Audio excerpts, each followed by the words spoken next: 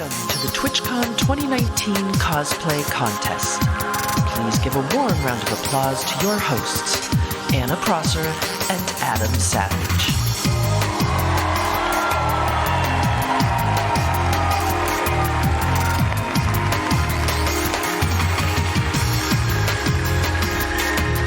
It's a long walk over here. We made it. Hello. Yes. Thank you all so much for coming to see the amazing cosplay that the Twitch community has put together this year. My name is Anna Prosser, and with me is Adam Savage. Thank you. I am so stoked to be here. I decided to dress up for the occasion in Captain Jack Aubrey's uniform from Master and Commander. And on the way here from the airport, I suddenly remembered that his ship is in the harbor. Yeah. You're going to go take pictures, I am going to go take pictures tomorrow morning, yes. Absolutely. And you have a lot of experience in the world of cosplay as well, right? I have been a cosplayer since I was 10 years old, and I cut apart a Baskin & Robbins ice cream container to make a space helmet. And then I discovered that on Mythbusters, I could not only wear costumes to tell stories, but because I was doing it for work, I could deduct every expense. Yes, absolutely. And that meant that it was time for me to cosplay full-time, and yeah, I've been doing it ever since. Well, you inspired me, because I wasn't even planning on dressing up, but you said you were going to, so I borrowed a costume from my friend That Tall Princess. She does princess cosplay parties, and this is my favorite princess that she Amazing! uses. So I'm from Star Wars. I'm feeling like my best self tonight, and I'm so excited. Adam, what would you say is your favorite cosplay that you've ever seen before? That I've ever seen? Yeah. Oh. I know that that's a really unfair question, and I asked it, so I don't have to answer it. It was really specifically a pink Hello Kitty Darth Vader mashup. I've seen that one. It's amazing. It was really early in my assembly of costumes, and I just thought, I am not thinking big enough. Like, Yes. if someone can find every costume in cosplay is like an enthusiasm pyramid at which the costume is only the tip of this incredible amount of effort. And I saw Darth Vader Hello Kitty, and I really, it expanded my horizon. Yes, that big brain energy. Yeah. We are going to see some amazing big brain and big costume energy tonight. While we don't have anyone here that's quite going the kawaii Sith Lord route, we have amazing cosplays in store. The 16 people that are joining us on stage are the absolute best of the best, and I'm so excited for you folks to see the A game that every one of them brought to the table this year. Okay, but before we get to them, how would you folks like to meet your judges for the evening? There we go. Yes. Now, first, you may remember our first judge as the grand prize winner from last year's cosplay contest with her amazing depiction of Amethyst by our artist Saxo. Please welcome to the stage Casey Renee of Casey Renee Cosplay. Casey Renee is an award-winning cosplayer focused on sewing and live streaming. Casey is passionate about needlework, Disney, and historical costuming. She loves sharing her experience with others and helping the cosplay community as a whole learn new things and celebrate their craftsmanship. You can find her live on Twitch at Casey Renee Cosplay. She's rocking a stunning Morticia Addams costume right now, which really showcases her phenomenal talent. Absolutely amazing. Welcome, Casey. Thanks for coming. Now, next, this judge owns a world-renowned prop-making studio whose costumes, weapons, and armor have been commissioned by companies such as Blizzard, Bethesda, Activision, and Wizards of the Coast. Please give it up for the owner and lead designer of Vulpin Props, Harrison Cricks. Woo! Harrison is dressed as the sole survivor from Fallout 4. Harrison and his team have created pieces such as the Moa from Warframe, their full-size Dragon Culture from Honkai, Impact Third and esports trophies, and awards for Riot, Blizzard, and even TwitchCon. As you can see, his costume highlights a bunch of different techniques for hard surface work and weathering, one of my favorites, which means he's our resident expert when it comes to the armor category of tonight's show. Let's hear it one more time for Harrison. Now, I'm very excited to introduce y'all to your third judge for the evening. Please welcome to the stage Henchman Studios' own Jillian Owen.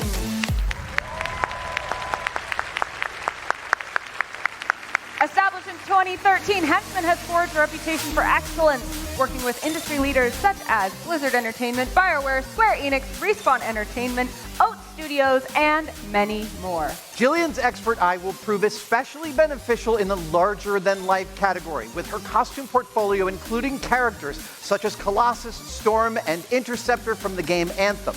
Give it up one more time for Jillian! Woo! Thanks so much for joining us.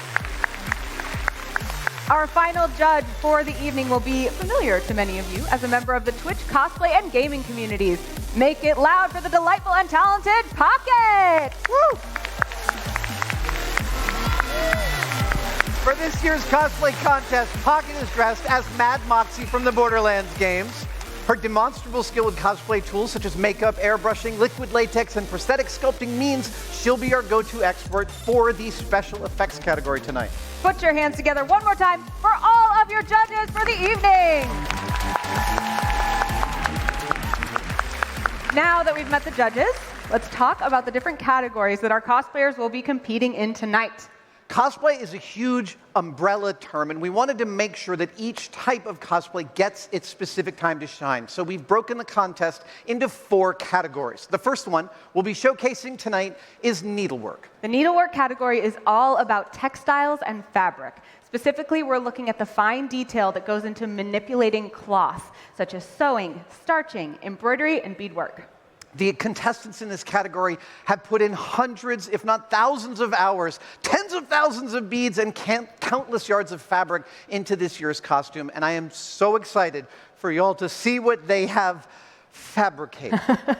Yes, sewing is my jam. And so I always get super inspired by this category. I love how the history and artisanship of needlework can get shown off in these sick, modern creations.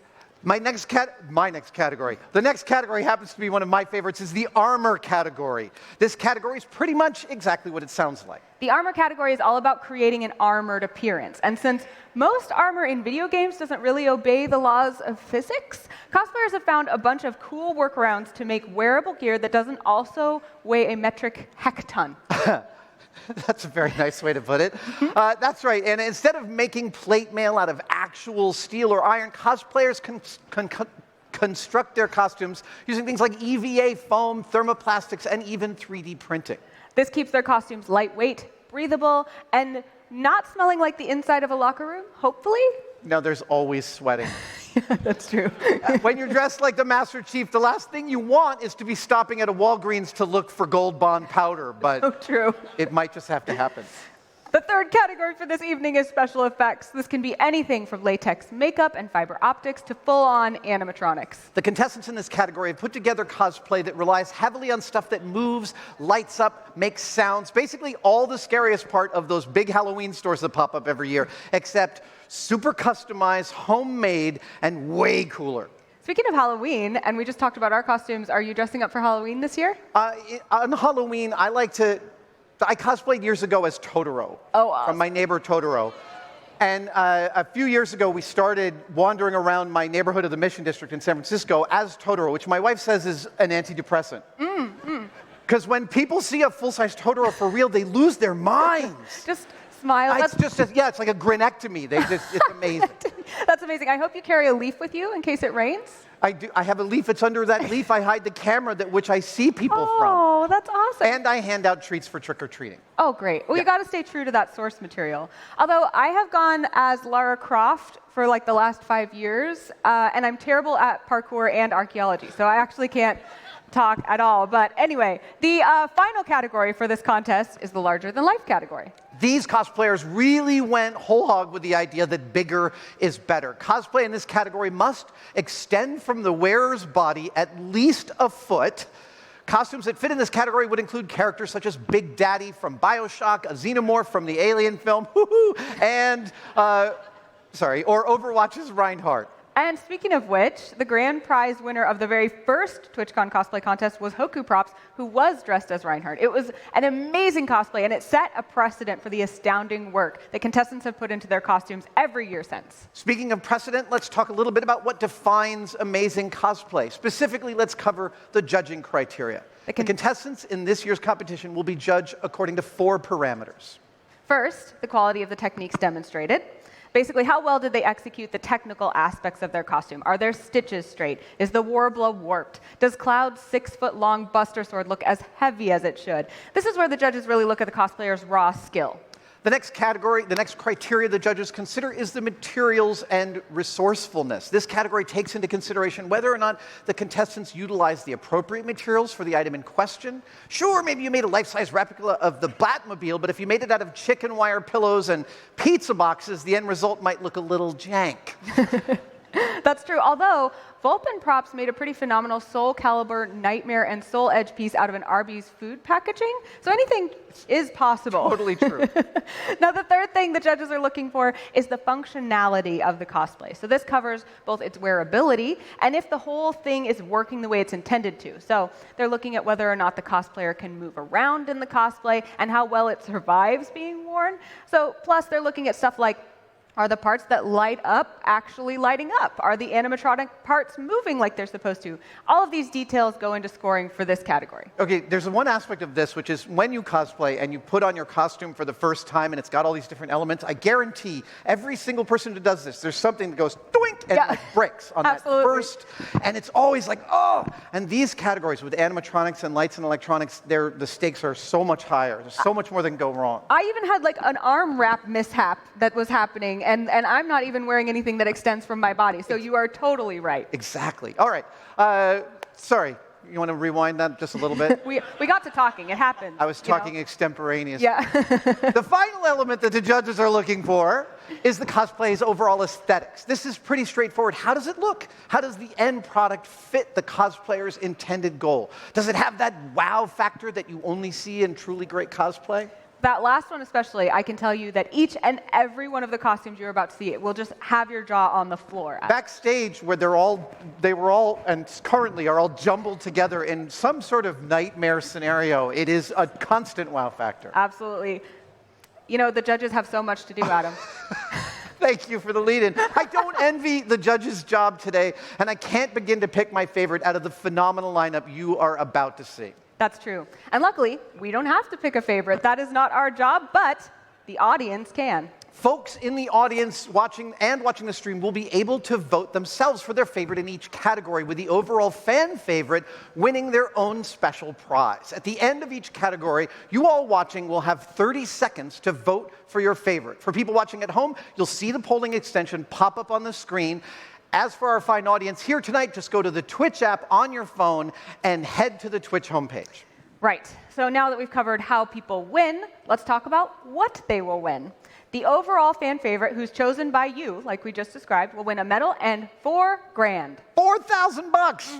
On top of that, each category winner that the judges pick will also receive a medal and $4,000, with the overall winner taking home the grand prize trophy and $15,000. You can buy a lot of foam with that. You could make at least one of these costumes with that. So now, without further ado, would you all like to meet the contestants in the 2019 TwitchCon Cosplay Contest? Up first, in the Needlework category, please give an incredibly loud, warm welcome to the stage, Alpaca Ash. Alpaca Ash is dressed as the Red Mage from Final Fantasy XIV. The coat, bustle, hat, cape, and boots were all patterned from scratch, and all the embroidery was custom made for this piece. To design the 3D printed pieces, Ash also used the digital sculpting tool ZBrush. The Red Mage required textile techniques such as draping, embroidery, and leatherwork, and 500 plus hours that she put into it clearly shows. Absolutely beautiful. Give it up for Alpaca Ash and her phenomenal recreation of the Red Mage from Final Fantasy XIV. Your next contestant coming to the stage is the wonderful and talented Jingle Boo Boo.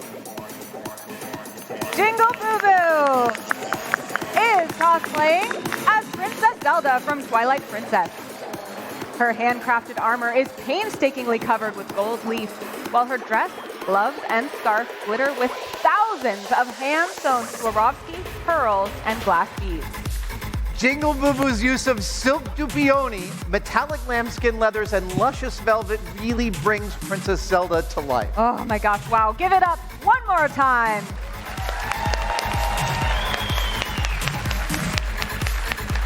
And keep that applause going for your third contestant in the needlework category, the delightful Skitsy Poo. Skitsy Poo is wearing her own original design of the sun goddess, Amaterasu.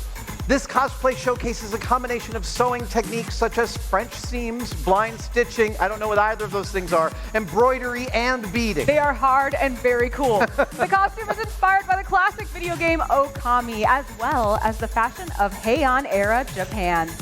Looking at how flowing and weightless this costume appears, you'd never guess that between 48 yards of fabric, a 6-foot train, LED lights, and all the beads and trim, this costume weighs in at over 30 pounds. Wow. Let's hear it again for Skitsy Poo and her beautiful interpretation of Amaterasu. And please, welcome to the stage your final contestant in the needlework category, Bith Lord. Welcome, Bith Lord. Bith Lord is cosplaying as Sir Robin, the not quite so brave as Sir Lancelot from Monty Python and the Holy Grail. Sir Robin, who we're lucky enough to see before he runs away, is wearing wool yarn knit on oversized needles, dab painted with silver, giving it the appearance of chainmail. This is actually how they used to make chainmail in the films. The surcoat is lined with hand-dyed green fabric and painted with Sir Robin's green and white checkered heraldry, and his shield is pressed and painted wood. Like you said, the only thing missing are a good pair of running shoes, which would come in handy for Sir Robin's favorite activity, running away. Exactly. Let's hear it for him one more time.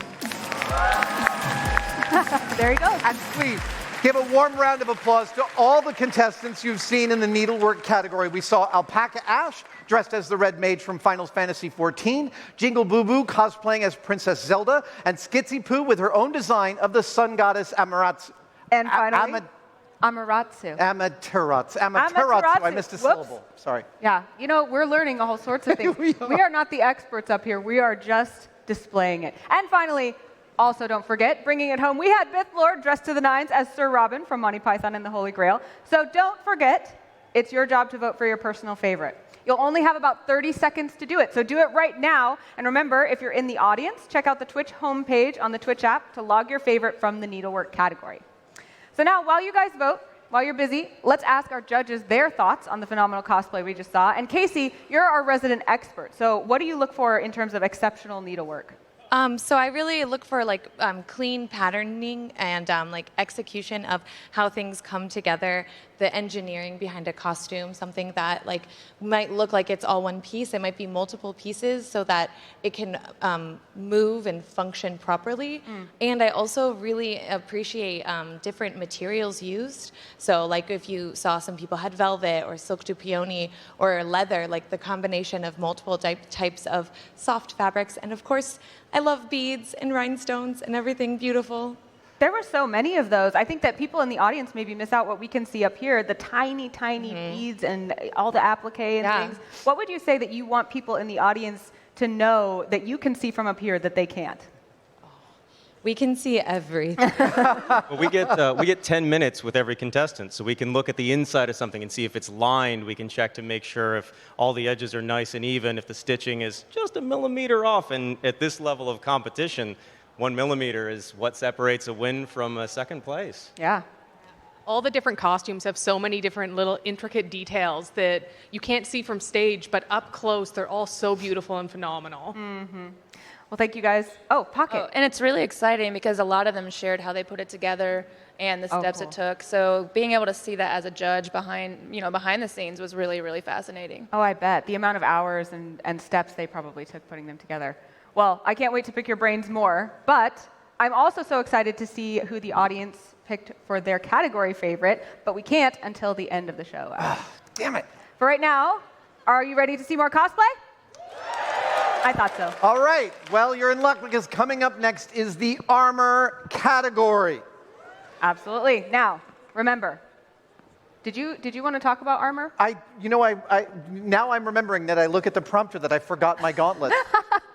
I was going to bring a pair of gauntlets because a couple of years ago I got to fulfill a deep cosplay dream. The first costume I really, really wanted was a suit of armor from Excalibur. And in 1982, I made one out of aluminum with my dad, wore it to high school, Wow. and passed out of heat exhaustion in third period. Oh my gosh. Yes, I was carried unconscious to the nurse's office In when my armor? armor was cut off of me. Yeah. And 2 years ago, I got to go to Cornwall, England, where Terry English, who designed and built all the armor for Excalibur, took me on as an apprentice for 8 days, and we made me a suit of armor. Wow. And it's still it actually lives in my foyer in my house at home. All set up? It's one of the first things I see when I walk in the door. And the gauntlets are particular. Like, there's something about the plate armor of gauntlets that still really thrills me at a 12-year-old level. Oh, absolutely. And I imagine that you think about how you'd be able to move and actually use them if you were to have a situation where armor would require. This is the thing, is when you put on a real pair of gauntlets that have the slots and they're constructed correctly, you have no loss of agility with them. And all of these cosplays are about compromising agility for the costume. And there are some incredibly amazing things that happen underneath the costumes and behind the scenes that allow them to be worn. And armor is no different. It's the result of many, many hundreds of years of iteration of solving these beautiful mechanical problems.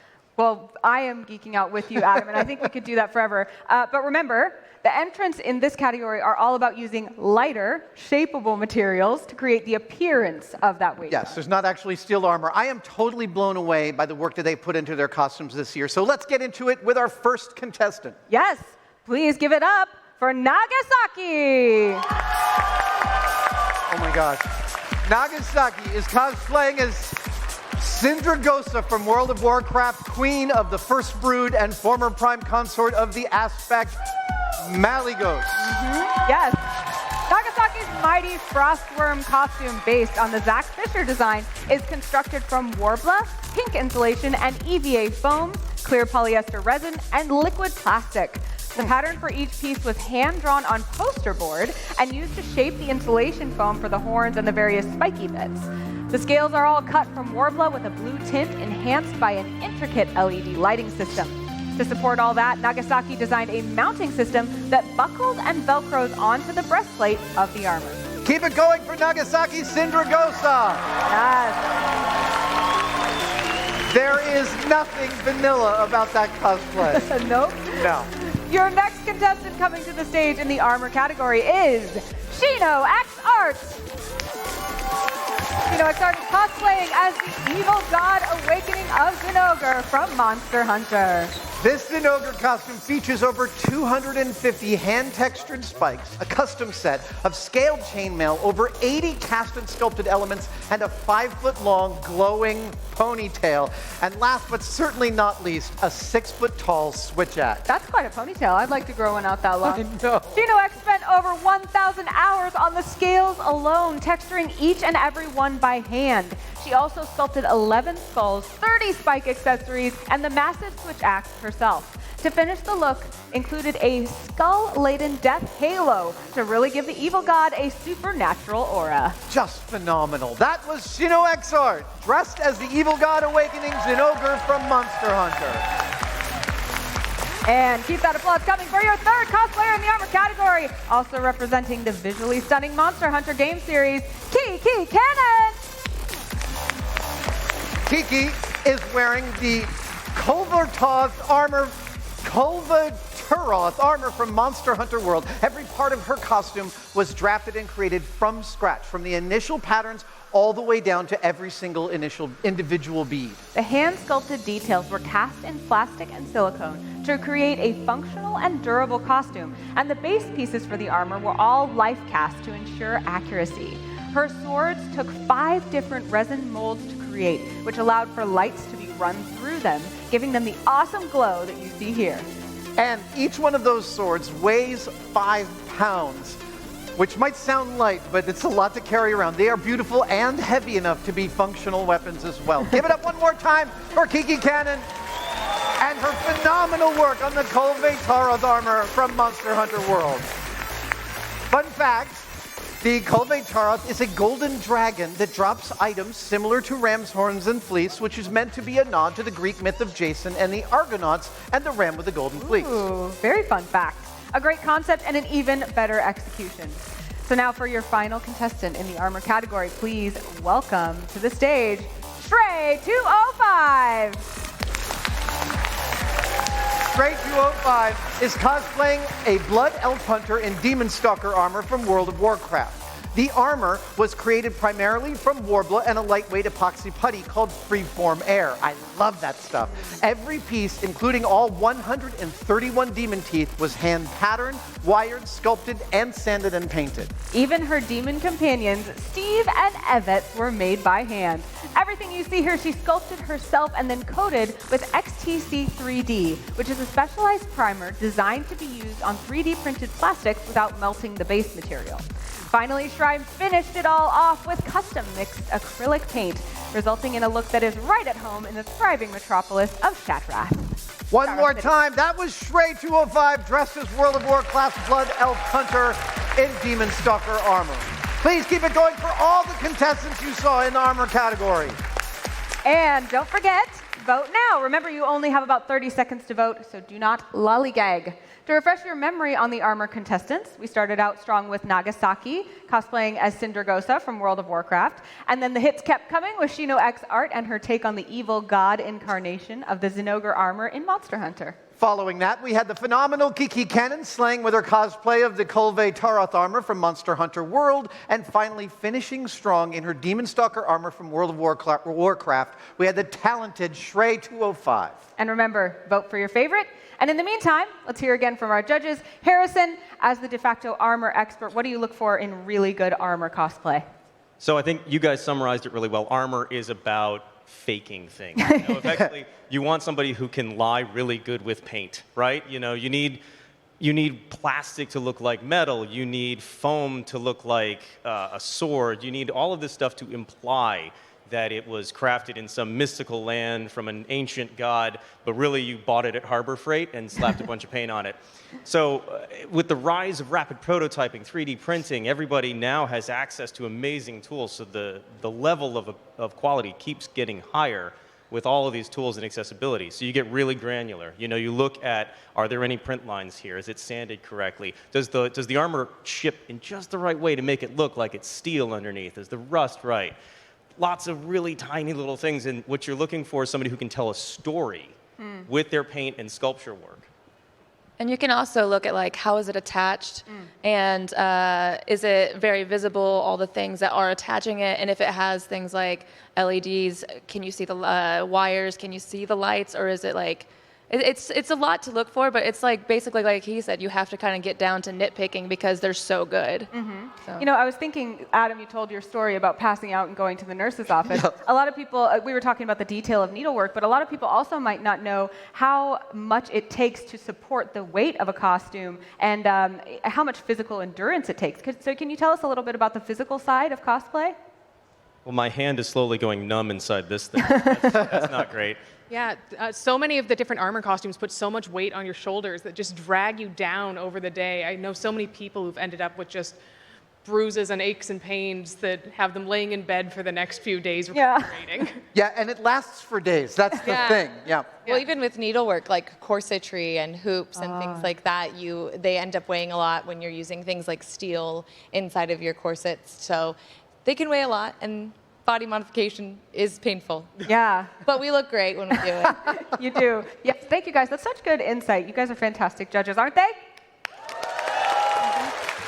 Now, we've seen a lot of costumes so far that have pretty awesome special effects, but this next category really highlights the amazing multimedia things that people can do with cosplay, especially nowadays. The next category is especially high stakes, as I said before, because anytime you add moving parts, the chance of something breaking increases tenfold. I would say actually like 50-fold. Trust me, I have learned the hard way. Now, are you all ready for the effects portion of the show? So, if it moves, it lights up, or it makes sounds, it's a special effect. And these 4 contestants put all of that together and more for this year's competition. So please, get excited for your first FX cosplayer, Bradiator! Oh my gosh. All right, Bradiator is dressed as the demonic skin for the Greek personification of Death Thanatos from the game Smite. This cosplay features 2 sets of articulating wings with a 10-foot span and a 6-foot tall scythe with pulsating blades, perfect for harvesting the souls of the damned. The wings are made of dowels and tissue paper to cut down on weight. They're controlled by a rocker switch connected to a 12-volt linear actuator and can break down into small enough sections that they can fit in checked luggage for travel. This is always the thing, is how you get a costume to a con. Bradiator let us know that this was his first time creating articulated wings and facial prosthetics. And I don't know about you, but I think he kind of knocked it out of the park. Give one last round of applause for his cosplay as Demonic Thanatos. Amazing. Wow. Your next contestant in the FX category is the one and only Talk Custom. Woo! Talk Custom is cosplaying in Zinogre armor from Monster Hunter World. The armor is all TNT Cosplay Supply EVA foam with the glowing effect supplied by Plastizote, a type of polyethylene foam. The bodysuit and chaps are handmade from spandex and denim and custom tailored to perfectly fit Talk, giving the cosplay a clean, professional appearance. To simulate the turquoise bioluminescence that Zinogre is known for, Talk wired custom-made sound-reactive lights throughout the armor. Wow. He finished it off with a primer coat of Flex Bond and a few passes with the airbrush, giving it Zinogre's distinctive blue hue. Finally, his weapon is a hunting horn, which in the game plays music that can do everything from curing poison to buffing attacks to immunity from Monster Wars. This particular hunting horn is a genuine badass guitar, which looks like it'd be right in the hands of Lemmy. One more time, that was Talk Custom killing it in the Zinogre armor from Monster Hunter World. Give it up for him and keep it going to the third contestant in the FX category, Sayacat. Sayacat Cosplay absolutely brought her A-game this year, dressed as Diablo 3's Coven leader, Magda. The headpiece and body section of the costume are constructed from various types of thermoplastics, silk, and cotton, with over 1,000 glass beads hand-sewn onto the bodice. Magda's signature moths are constructed from Warbler, faux fur, EVA foam, fiber fill, and resin. The bodies of the moths are hollow to make room for the wing hardware, the geared servo, and the 12-volt batteries powering each one. To get the movement you see here, Sayacat modified code from the Arduino server code library. Wow. The body armor, gloves, and moths are all connected to the bodice via silk dupioni to ensure that it blends with the overall costume. Also, Sayacat made sure to include pockets on the cosplay, which as someone who has worn a lot of costumes without them, I think it's deeply impressive in its own right. Absolutely. Give it up for Sayacat Cosplay. Dressed to impress as Magna from Diablo 3. Now we're down to the final contestant in the FX category. Everybody you've seen so far has been amazing, and this last one is no different. Please make it loud for Andy Ray Cosplay. Andy Ray is cosplaying as Koinami from League of Legends. She created a full-scale silicone mermaid tail consisting of over 2,000 hand-laid scales and over 30 pounds of silicone. Yeah, the TSA search is really difficult for this one. Her armor is fully 3D vectored and printed, and the Arduino lighting system incorporated into her tie collar staff gives it its recognizable glow. Her prop rock is honestly the most impressive rock cosplay I've ever seen, but also the only rock cosplay I've ever seen.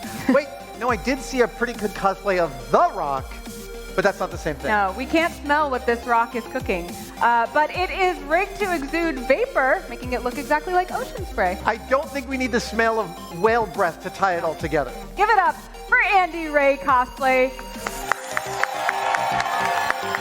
She blessed us with the sight, but luckily not the smell of the ocean-dwelling Nami from League of Legends. And give it up for all the FX contestants you saw on stage tonight. Don't forget, now is your chance to vote for your favorite. Was it Bradiator dressed as Demonic Thanatos from Smite? Or was your favorite Talk Custom cosplaying in the Zinogre armor from Monster Hunter World with his real playable hunting horde? Or maybe your heart was stolen by Sayakat's representation of Magda from Diablo 3. Or was it our final contestant, Andy Ray, with her glowing tide collar staff in her League of Legends Koi Nami cosplay? I couldn't even begin to say which one is my favorite. They were all so impressive. I know a fair bit, obviously, about some cosplay, so each and every one of these looked awesome. And when I think about what it takes to wear them, the physical toll and the amount of ingenuity, I'm so blown away. I'm curious what the judges look for in really good FX cosplay. Pocket, what does good FX cosplay mean to you? I mean, there's so much that goes into FX, and it's not just glowy things and spinny gadgets, but it's also the makeup and the prosthetics that you wear. And what I look for in it is, does the makeup, is it fluid with the costume? What is the quality? Is it caking? Because I know that after hours, it can tend to start to cake and run off. So there's things you can do to try to prevent that. And do the prosthetics, are they seamless with wherever you're putting them on your face or on your body? So that's one thing I look for. I would imagine also that because of the extra technical requirements of FX, it takes time away from all the other things you're trying to make work and sing as well. Certainly, and it's something that you kind of like even for something simple like this, I still had to do test runs. Right. So There's a functionality you look for as well. You know, somebody has articulated elements, wings that are supposed to flap, or a visor that's supposed to raise up and down. Can it do that? And can it do it more than once? You know, consistency of movement, motion. Does the effect sell what it's trying to do consistently, repeatedly? Is it well engineered? This, more than anything, is an engineering competition. Yeah. And I also think we talked a little bit about pattern making and needlework and things like that. And when we look at FX, the creativity that has to go initially into the idea of like, I think I could make this do that, is also a huge amount of time and something to be respected, I would say. Yeah, I mean, with the effects category, you're going to deal with so much trial and error and just trying to get your effect to work properly. So on top of just having to make your full costume, your sewing, your armor, and then you're going through all that trial and error, there's so much time that's just sunk into every one of these costumes, so much love, sweat, and tears. Mm-hmm. I think something is to consider too is like where the batteries are hidden, how well are they hidden? Like, are there tricks that you can do where you can use fewer batteries or smaller battery packs, things like that. Wow. Planning. Planning is important, and that's something cosplayers are renowned for, excellent planning. You start off with armor, and you have to say, like, well, there's going to be lights in there, so you have to make a hole for the lights, then the wires, then the battery. And you have to do all that before you've even made the thing. Mm-hmm. Well, all of those hours are really paying off because we've seen some amazing cosplay, and we are down to the final category for the evening. I'm so excited for you all to see the finalists of the larger-than-life division. Oh, I cannot wait to see the larger-than-life contestants. This is going to be mind-blowing. All right, are you ready? Your first competitor to the stage is Going Ape Costume. Let's welcome them, Going Ape Costume. Going Ape Costume has a creation inspired by the concept art for the Naga Queen from Heroes of Might and Magic. She patterned and constructed the tail out of foam with the scales handmade from foam as well. The entire piece was sealed with liquid neoprene rubber and painted with a pearlescent top coat. For ease of travel, the entire tail can be broken down and stuffed into a checkable bag. Ooh. Her dress features 80 hours of embroidery and 1,500 yards of thread. In her words, many techniques were used and parts were broken. The foundation for the headdress is a garage sale bike helmet, which demonstrates some impressive resourcefulness and great recycling. Attached to her helmet-turned-headdress is her Naga Queen mask made of layers of Dremel-sculpted foam. Her dress not only features handmade trim using foil, paint, and stitching, but is also adorned with 161 machine-embroidered leaves that she designed and digitized herself. To top it all off, she used PVC pipe and foam to create the Naga Queen's weapons, the katana, the kodachi, and the ko-naginata. These were also painted with a pearlescent top coat to match her dress. All in all, just an exceptionally striking look. Give it up one more time for Going Ape Costume and her Naga Queen cosplay. I can't stop looking at them. I know. Your second contestant in the larger-than-life category is Tiffany Gordon Cosplay. Woo! Tiffany is wearing her 2019 Atlantic All-Stars Mercy cosplay from Overwatch. The costume is primarily comprised of leather, warbler, EVA foam, plexiglass, and 3D printed plastics, with fairy lights and servo motors adding that extra pop that really makes it look shiny and beautiful. Let's talk about those wings. They open to a full 6-foot span and can be broken down for travel. The base bone structure was designed in Rhino 6 and 3D printed in ABS filament. The black parts of the wings are heat-treated EVA foam, and the glowing moons are 3D printed blue PETG filament filled with blue fairy lights. I didn't even know you could buy PETG filament, but now I'm going to go look for it. The plexiglass wing extensions were airbrushed with satin enamel sealant paint and are pin-locked to the wing's bone structure. And best part about them, they move. The wings are powered by a 2200 milliamps per hour battery connected to a 10 amp battery eliminator circuit to help regulate the power. The whole movement mechanism is then covered by more 3D printed parts and painted to match the color of the wings. An all-star cosplay indeed. Give it up one more time for Tiffany Gordon Cosplay, dressed as 2019 Atlantic All-Stars Mercy. And don't stop the applause, because your next contestant is truly phenomenal. Please welcome to the stage Hero Cosplay Keto Cosplay Creation. Wow. Keto braved the world of refreshment to bring you Fallout 4's T51 Nuka-Cola Power Armor. Amazing. Keto spent more than 1,000 hours modeling, printing, and processing the full set of armor and props that you see on stage today. It took 3 different 3D printers working nonstop for 98 days to create this armor out of 30 kilograms of TPU filament and 5 kilograms of PLA filament. Once the printers finished their jobs and took a well-earned printer vacation, Hito got to smoothing them out using drywall spackle, bar top epoxy, and filler primer. The whole look was finished with a base coat of spray paint, followed by airbrushing to apply highlights, shading, and weathering. And now he looks ready to take on a mythic Deathclaw, or maybe 7. Give it up again for Hito Cosplay Creations!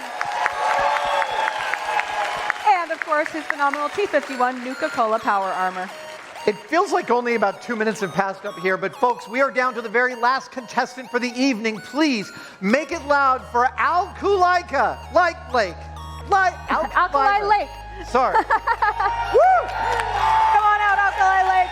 This is a race. We've got 2 giant ships passing in the night They are right waiting now. respectfully for Nuka. Yes. Yes. It is a long journey when you're carrying that much armor. I can't even imagine. I think he's on stilts, too. Has to be. Yeah, Those are some big feet. There's some big shoes to fill. All right, here it comes. Now, one more time. Let's hear it for Alkali Lake. Woo! Yeah! Alkali Lake is cosplaying Dr. Boom, Mad Genius, originally from World of Warcraft. Although her particular take on him comes from the version seen in the game Hearthstone. Dr. Boom was created using 40 feet of EVA foam, 4 pounds of glue, tons of googly eyes, all of which makes the cosplay tip the scales at over 35 pounds. The mech suit is primarily made out of EVA foam and PVC pipe on the bottom, with facial prosthetics and FX makeup to transform Alkali into the legendary warrior goblin, Dr. Boom. The mechanical wrench arm opens and closes via a pull cable located inside the belly of the mech. The power source in the back contains strip lights and EL wiring to give it its blue glow, with some astounding goblin prosthetics to really level up the ambiance. All of her special effects are wired to an Arduino controller in the back of the mech, while the lights on the arms are powered by the battery packs inside the magnetic access panels built into the design. Now, since Dr. Boom is only about 3 feet tall, Alkali had to use some crafty illusions to make it appear as though she's a small but mighty goblin warrior sitting inside a mech suit, which she pulled off extremely well. I The various agree. claw arms, death ray guns, and drill bits really showcase the phenomenal craftsmanship. Give it up for Alkai Lele!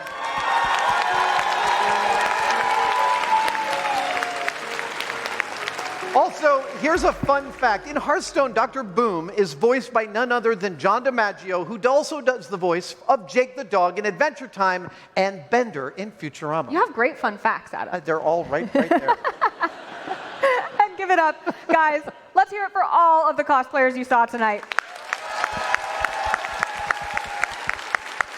Remember, you still need to get in your votes for your favorite larger-than-life contestant. Once we get those tallied, we'll pull the person with the most overall votes out of all 16 contestants, and they will be awarded the fan favorite prize. To refresh your memory on the 4 larger-than-life cosplayers, you saw Going Ape costume dressed as the Naga Queen from Heroes of Might and Magic. Following that, we had Tiffany Gordon cosplay with her 2019 Atlantic All-Stars Mercy costume, and then Hito Cosplay Creations and his T51 Nuka-Cola Power Armor from Fallout 4. And last but certainly not least, we saw Alkai Lele cosplaying as Dr. Boom, Mad Genius from Hearthstone. some fans of They that have in the a audience. little bit of fans over there. Yeah. Once the voting is locked in, we'll tally the votes and award the top cosplayer out of all 16 of the folks you saw on stage tonight the fan favorite medal plus $4,000. And the finalists in each category, as selected by the judges, will take home a medal and $4,000 as well. The overall winner that the judges choose from the category finalists will go home with the grand prize trophy and 15,000 smackaroos. Ooh. Now, the votes are being counted.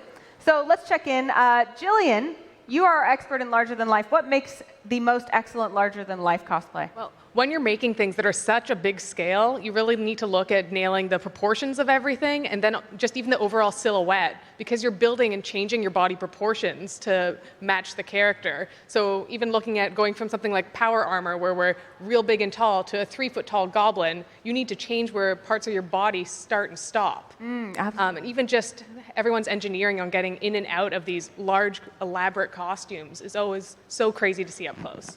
I also think their mobility is like insane because we don't get to see them walk this much, and to see this like now, we were like, oh wow, look at how fast some of them can walk. I was like, this is awesome. So mobility is definitely a big part. This is when I made my Chewbacca costume and took it here to San Diego for Comic-Con. I got to Comic-Con and they're like, well, we need to go this way. And I thought, I've never walked in stairs as Chewbacca. I don't know if that's even possible or safe.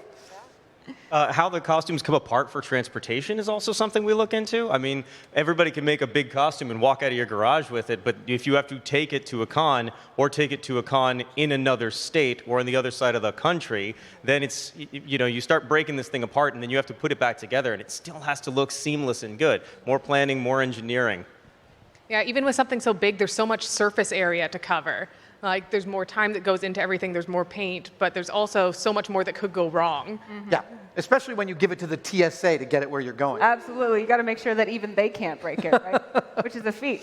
And it's just another one where the bigger it is, the more you have to rig it together and disperse it throughout your body. And seeing how they do that was also really interesting. Yeah, absolutely. I can't believe what we saw tonight. Amazing. Thank you, judges. Now, I don't know about the audience, but I am dying to know who is going to have to find room in their suitcase between the moving wings or the smoke machine or an entire fake rock for a trophy and $15,000. Wait, they have to make room for the money too? I mean, I thought we were just giving them a check, but that would be it's great. all in quarters, it turns out. Yeah. Well, that's the catch. I was hoping for a Scrooge McDuck vault of gold. That also works. Well, if they want to buy a vault of gold coins to swim in, they probably can, though, with their $15,000. Although I think they're going to be as disappointed as I was to learn that cartoon coin physics don't actually translate very well in the real world. If I still had a show, I would test that. Let's find out who might be going home with a check for a new vault. Can we get the envelopes, please? Envelopes, please. Coming from there. Here it is. Here we go. Thank you, Annika. It's like a magic trick. All right. Thank you so much. Also, a big thank you to Ross O'Donovan, a.k.a. Rubber Ninja, for these awesome custom-made envelopes. Please go check him out in Artist Alley, booth number 38. So now we'll go through this category by category. So let's go ahead and welcome our Needlework finalists back on stage. Please welcome them, everybody.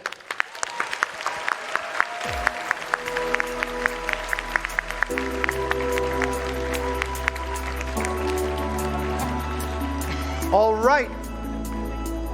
Please give them a huge round of applause.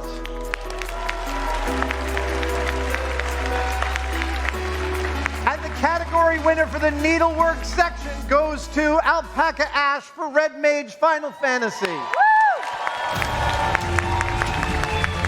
Congratulations, Alpaca Ash.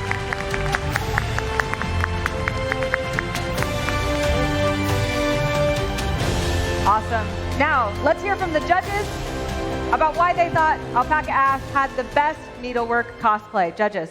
So some of the things that you guys can't tell about this is that the bustle separates from the garment, the pieces come apart and they're all engineered together.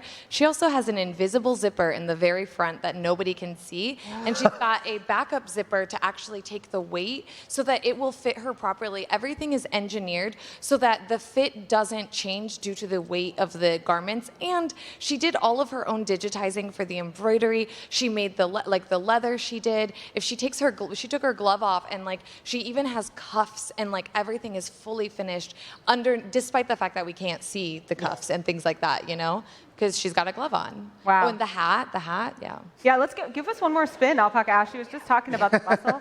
That's amazing. Amazing. Give it up for Alpaca Ash. Congratulations. And for all the other Needlework contestants you saw And tonight. Alpaca Ash, you can come right over here, join the judges. Yeah, thank you. All right. Yes. Up next, we have the armor category. Can we get all of the armor contestants back on stage, please?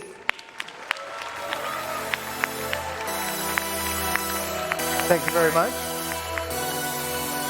Oh, we have the envelope. Please give the armor category a huge round of applause for all this incredible work. Mind-blowing.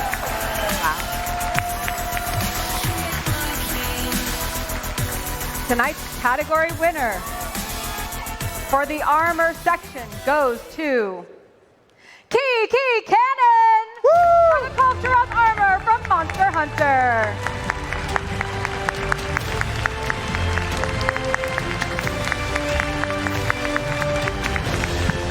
I had such a hard time choosing my favorite from this category, just like every other category. But I'm interested in hearing what the judges went through in making such a tough decision. Yeah, judges, tell us about this. So this costume is a masterclass in multiple disciplines of prop making. She has everything from traditional hand-sculpted elements, like the blades are all like hand-sculpted MDF that she molded herself, and then she also employed CNC milling, 3D printing, laser cutting, clay sculpting, mold making, resin casting. There are these tiny gems. They might be 4 millimeters tall, and she's got like 40 of them, custom sculpted, molded, and cast to match that armor specifically. Wow. The programming, the Arduino, the electronics, it's everything you look for in an armor costume, all rolled into one.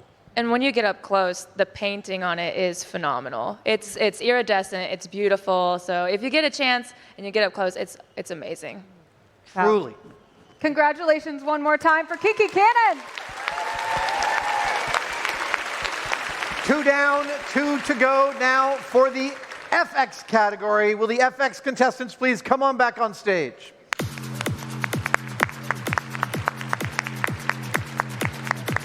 All right, guys, one more big round of applause for everyone you see coming back on stage.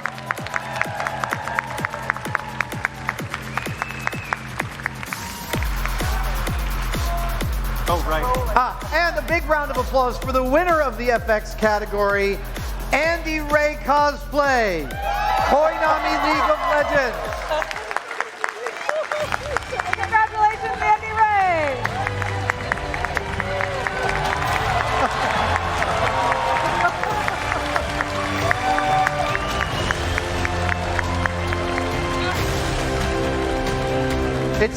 It says winner steps forward, not winner swims forward. Flops forward, yeah. Now, judges, tell us about this cosplay and why it was your favorite in this category. Oh, here she comes. Judges, tell us about it. One more time. Oh, no, sorry. So this was actually a really, really beautiful cosplay from the actual mermaid tail to the makeup, like just flowing into it beautifully. And the headpiece it's polished. It was just amazing. She made the rock, like everything. Like she thought about how she was going to get out here and how she could do it to work with her costume. Yeah, all of it's so clean and so well executed. Everything kind of flows seamlessly into each other, and the colors all work perfectly. And from a technical standpoint, in the special effects world, getting silicone paint to match hard armor paint, all of the pieces on the tail are painted rubber, but all the pieces around her headpiece are like 3D printed material, and doing paint matching across that is wicked hard. It looks fantastic. It really does. Let's hear it one more time for our winner in that category. And keep that applause going for all the FX contestants. Yes. And now, the final category for the evening. Amazing. Please welcome to the stage your larger-than-life contestants. This one's going to take a little while. What's that? This one's going to take a little while. No, I know. They've got to step far in those big shoes. Every one of these quartets feels like I'm having a bizarro multimedia hallucination. But at least it's a good one. It is. It's Yeah. the best one. Every one of these costumes inspires me to work a little bit bigger than I normally work. Here he comes.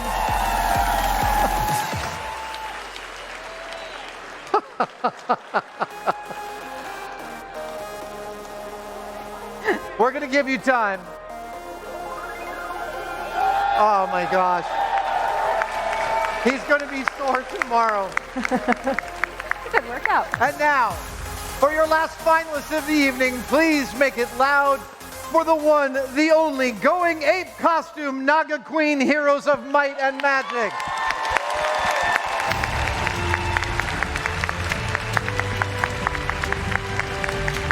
Going Ape costume really embodied the spirit behind the larger-than-life category, and I would love to hear from the judges exactly how they determined that. Tell us about this costume. So when we got the reference images of what her costume's supposed to look like, and then a costume of her in the costume, I couldn't tell them apart. Everything is so bang on, it's ridiculous. Most of you can't even see some of the details that she has on this costume. She custom made almost all these textiles herself, embroidery inside and outside the costume, and even that entire headpiece is about 4 pounds. Jeez. Wow. Like, the detail on it is spectacular. Even in the shoulders, she took the time to put like pearls inside the pieces that actually create the structure. So knowing that that's something we are going to see, it's just phenomenal. When you tackle a larger-than-life costume, there's so much more surface area, and there needs to be attention to detail across all of it. And for a smaller piece, for a smaller costume, it's a little bit easier to focus on all of that. But with this, there's detail everywhere, and all of it is spot on. She didn't miss a single element. It was a bit overwhelming because it's like I just keep finding things. Yeah. and we only had 10 minutes, and I'm like, okay, let's just find everything. Let's go. So it was very, very in depth with detail. Yeah, and her movement in it is so clean and fluid that it doesn't seem like she's carrying that much weight on her, but everything altogether does add up. Amazing work all around. Let's hear it again for Going Ape Cosplay and all the rest of the larger-than-life contestants. All right. Now, there are some amazing costumes on stage before you, and each one of these people put countless hours of work into their cosplays, and their passion, their creativity, and their resourcefulness absolutely paid off. Let's hear it one more time for all of these finalists. Now, before we get to the grand finalists, would you like to find out the fan favorite winner? Yay! Can we I have wanna the know who fan you favorite picked. envelope? There it is. Thank you. Drum roll, please. There we go. All right, the votes were counted and recounted, once in Imperial, once in metric, and we have a definitive winner, democratically chosen by everyone sitting out there. What a novelty. And everyone following along on the stream, please start clapping for the fan favorite winner of the evening, Jingle Boo Boo as Zelda.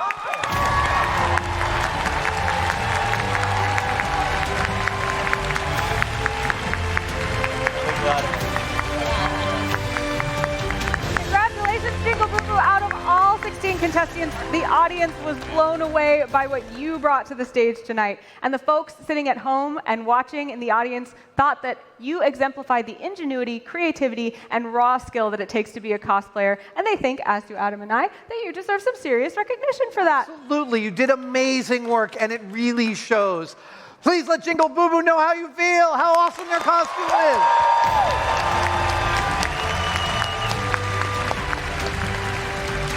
All right. Now, for that moment we've all been waiting for. Are you guys ready to hear the grand prize winner for the 2019 TwitchCon Cosplay Contest? I'm so ready to find out who won, Adam. Whew. All right. Where's the envelope? There We we must go. know the answer. Thank you very much. The grand prize winner tonight, please make it loud for Kiki Cannon. The Cultural Armor from Monster Hunter! Woo!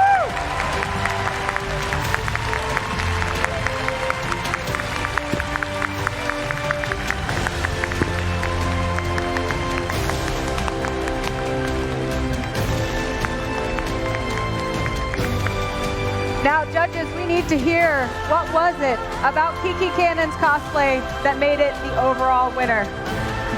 Some of the things we've already mentioned, but something that you can't tell is every feather was hand painted, and Even underneath those structures, she actually created a foam structure and then sewed velvet on top of it so that you can, if there's anything showing in between, it looks like it's cohesive. And they're actually, you can't see the velvet. She made the pocket in the back.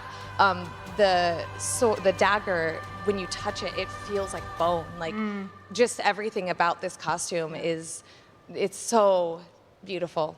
Yeah, just her forearm has a silicone piece, a cast resin piece, and foam pieces that all look like they're made of the exactly same material, despite being all completely different pieces. That is so hard to do right. Yeah, the different disciplines, like I said earlier, that were showcased here, but they were all done so well, so precisely.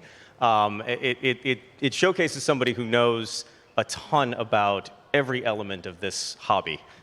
And the different like textures and colors that she managed to all tie together, it was a beautiful cohesion.